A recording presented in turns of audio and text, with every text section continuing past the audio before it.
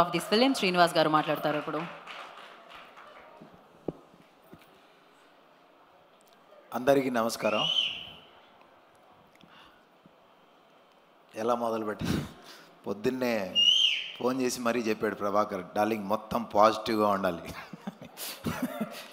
So attitude star, already star అయిపోయాడు. ఇది ఏంటంటే మనం ఒక సినిమా చేయాలనుకున్నప్పుడు ప్రొడ్యూసర్ డైరెక్టర్ని నమ్మినప్పుడు కొన్ని విషయాలు భయంగా ఉంటాయి. ఏంటంటే ఒక హీరోయిన్, ఒక మ్యూజిక్ ఇంపార్టెంట్, అండ్ కెమెరా, ఇలాంటివన్నీ మనం ఫస్ట్ తీసుకొని ఛాన్స్ తీసుకున్నప్పుడు వాళ్ళు ఆల్రెడీ ఎస్టాబ్లిష్డ్ అయితే పర్వాలేదు, కానీ కొంచెం కొత్తగా ఉన్నప్పుడు మనం నిర్ణయం తీసుకున్నప్పుడు అది ఏమాత్రం తేడా కొట్టినా అది మూవీ మీద పడుతుంది, ఆ భయం మనకు ఉంటుంది. సో నేను తీసుకున్న నిర్ణయాలు ఫస్ట్ రాగానే, డార్లింగ్ ఇట్లా మ్యూజిక్ నువ్వు ఫస్ట్ నీ చాయిస్ నువ్వు చూడు అని చెప్పి, నాకెవరైనా తెలిసి ఉంటే మ్యూజిక్ అది నీకు దగ్గరికి పంపిస్తా, బట్ నువ్వు నీ చాయిస్, నువ్వు వద్దంటే పక్క పెడదాం. ఇట్లా తను నాకు ఒక ఇది ఇచ్చాడు. దాంట్లోంచే వచ్చినవాడు అశ్విన్, తెలుగు అబ్బాయి, అక్కడ చెన్నైలో సెటిల్ అయ్యాడు. Darling thank you so much.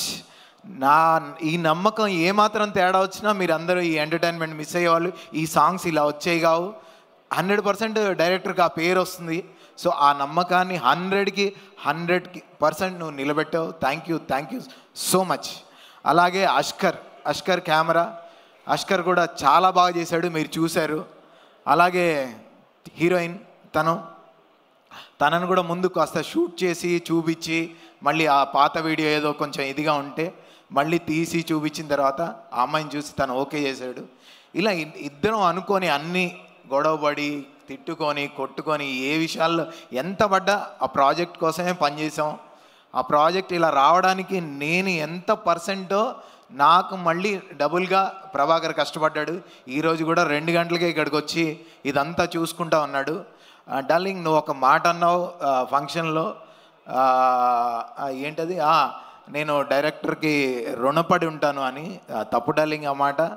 ఎందుకంటే ఇటు 10 అడుగులు ముందుకేస్తే ఇక్కడ కెమెరామెన్లు దొరుకుతారు, హీరోలు దొరుకుతారు, డైరెక్టర్లు దొరుకుతారు, రైటర్స్ దొరుకుతారు. కానీ నేను ఇక్కడి నుంచి 100 అడుగులు వేసినా కూడా ప్రొడ్యూసర్ అనేవాడు దొరకడు. సో నువ్వు ప్రేమించి సినిమా తీసావు డార్లింగ్. ప్రతి టెక్నీషియన్, ఈ సినిమాకే కాదు ఏ సినిమాకైనా ప్రొడ్యూసరే ఇంపార్టెంట్. ఆయనకే మేము అందరం రుణపడి ఉంటాం. విత్ ఏ హీరో నాకు సినిమా ఇవ్వకపోయినా పర్లేదు, ఇది వాస్తవం కూడా, నేను మొహమాటం లేకుండా చెప్తున్నా. So thank you so much darling.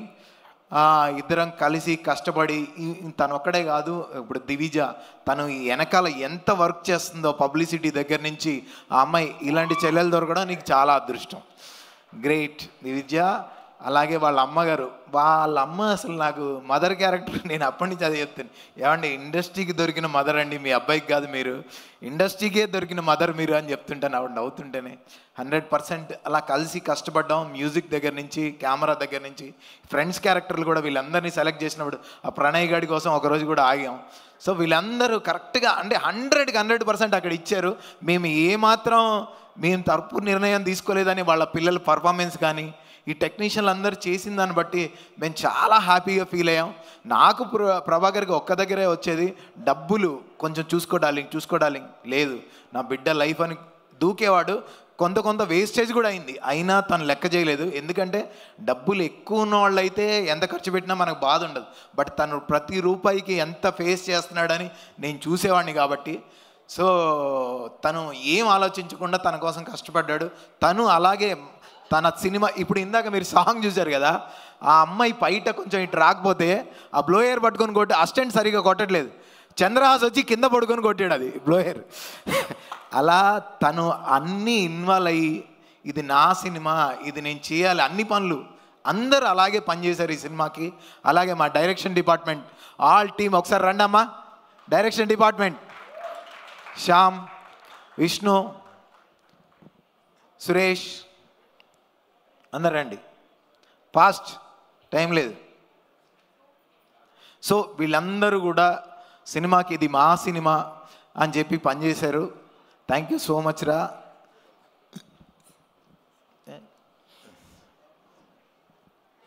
So వీళ్ళందరూ కూడా డే అండ్ నైట్లు సో రెయిన్ ఎఫెక్ట్లు అన్నీ ఏమాత్రం ఇది అవ్వకుండా ఇప్పుడు వరకు వీళ్ళందరూ పనిచేశారు. థ్యాంక్ యూ సో మచ్ రా, థ్యాంక్ యూ.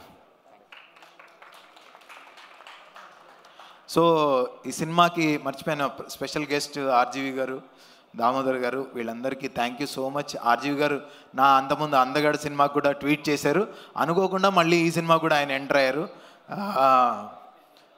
మనం అనుకుంటుంటాం కొన్ని వందల వేల సంవత్సరాల కిందట ఈ భూమి మీద డైనోసార్స్ అనేవి ఉండేవంట, ఇక్కడ తిరిగాయంట ఈ నేల మీద అని. అలాగే కొన్ని వందల సంవత్సరాల తర్వాత కూడా ఆర్జీవి అనే ఒక జీవి ఈ సినిమా ఇండస్ట్రీలో తిరిగిందంట అని చెప్పుకుంటాం.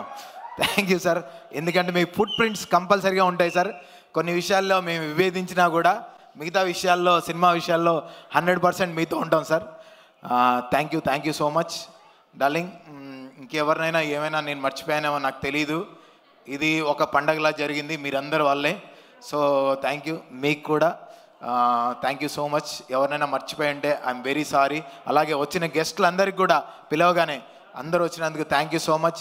అలాగే విజయ్ ఎక్కడున్నాడో తెలియదు, executive producer, day and night so ఈ సినిమా కోసం కష్టపడ్డాడు. Thank you so much.